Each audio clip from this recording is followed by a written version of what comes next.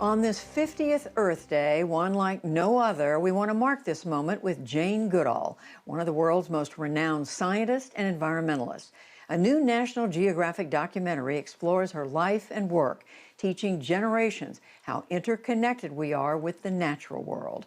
Jeffrey Brown spoke with Goodall, who was at her home in Bournemouth, England, about the pandemic and her life's work. It's part of our ongoing arts and culture series, Canvas.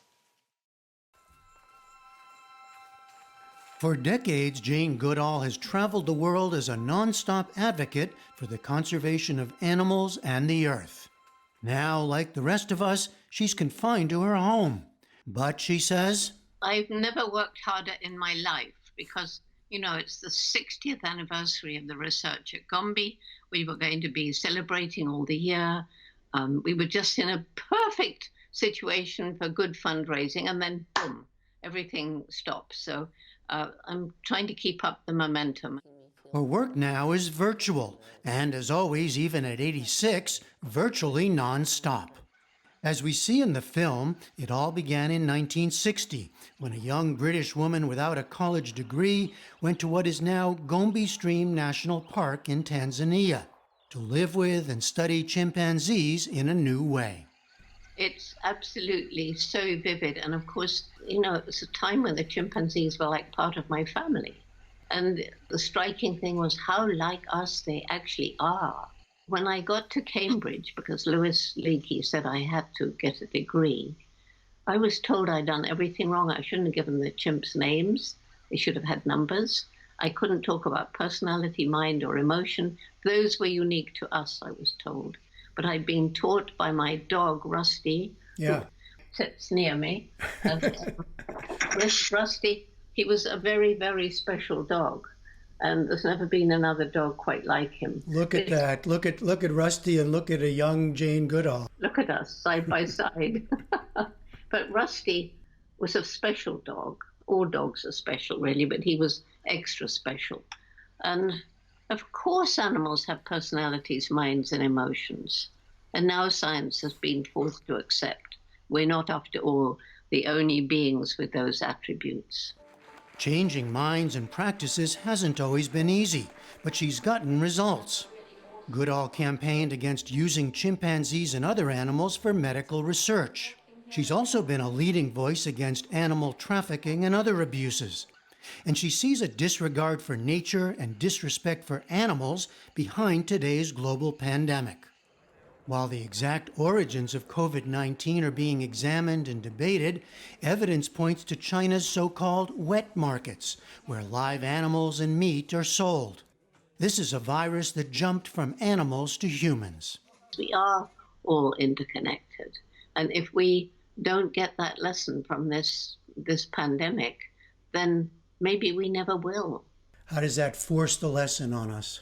Well, it should force the lesson on us because it's our interactions with animals and the environment, all of it, that has led to the virus being able to leap over from some kind of animal into us, as has happened before. And I just hope that when this is over, we're wiser. And I hope that the Chinese ban on the wet markets will A, be made permanent, and B, extend to the use of wild animals for medicine, like pangolin scales, bear bile, and so on. Is that the most important thing you think needs to happen now to prevent future pandemics? I think it's extremely important, but we also need to fight the animal trafficking, because that too brings animals together in close contact where they're being sold in markets, for example. There's so much attention, first in China, then Europe, and of course here in the US. And I wonder about your fears for what's happening in Africa. I'm extremely worried about Africa because so many countries, they haven't got well-developed healthcare systems.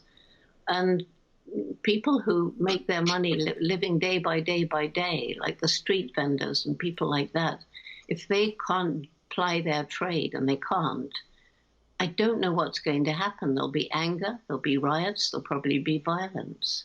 And so some countries are saying, all right, let's carry on with business as usual. And then, of course, the virus will spread. it's a pretty grim picture. And I don't think anybody really has got a grip on it. Where is there hope? Jane Goodall and her institute began creating their own version of it in Tanzania in 1991 through a conservation education program for young people. Called Roots and Shoots, it's now in 65 countries around the world and has served several generations.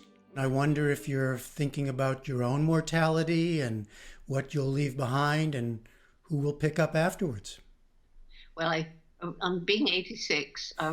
Obviously, the time I have left is slowly shrinking, which means I have to work ever harder. People say, well, you need to slow down, but I have to go quicker. You know, the main message I have is that every single one of us, every single day, we make some impact on the planet. And we have a choice as to what impact we make, what we buy, what we wear, where did it come from.